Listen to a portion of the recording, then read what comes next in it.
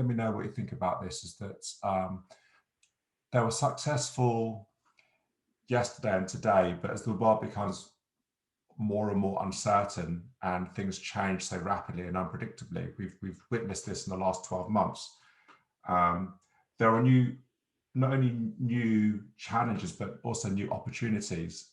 But the way in which we have expectations, our worldview may not be totally correct for the new world that we're about to enter into or being forced into. So we need to be able to kind of be quite self-reflective and allow us to, as Barry O'Reilly would say, just unlearn to be able to relearn and have those breakthrough moments. So I think as coaches, we could be invited to help kind of people form that relearning opportunity. I agree. There's a quote that's in my head right now that you sort of shook loose, which is, what you got you where you are today might not get you where you want to be tomorrow. Mm-hmm. And it's true. And you're talking about having this self-awareness as a coach. The irony is when it comes to many coaches, they often lack the self-awareness.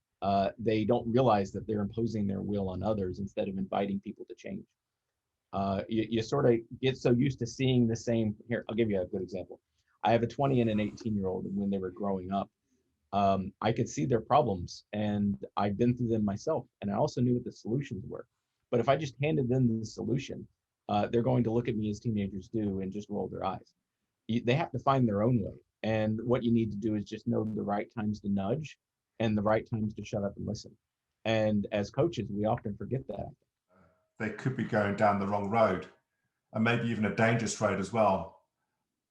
But I guess with good wisdom and good judgment, we'll allow that individual to actually go down that road and just be there for them when they may want to say, okay, I've learned something, how do I avoid doing this again? Or how can I get more of it if it's actually a good outcome?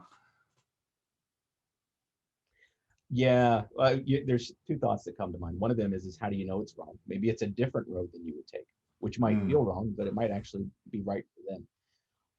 And the second one is, and this is a thing that has served me well over the years. So before I was in tech, I was in the Marine Corps for a decade. And what I've noticed is the Marine Corps puts you in situations where you're going to fail. And what they're interested in isn't that you find some way to succeed in it. They want to see how you embrace that failure as a learning opportunity. And if you don't embrace it well, they want to teach you how to.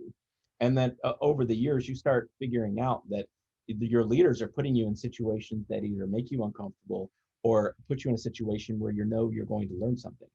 And you take something away from that and you learn to sort of embed that in your lifestyle.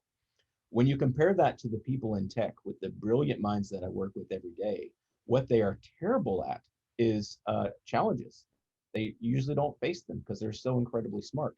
So when they run into resistance or when they have an actual challenge, they often want to obfuscate past it and not embrace the learning that comes from it. And these really brilliant minds struggle with this notion of failure is okay as long as you're learning from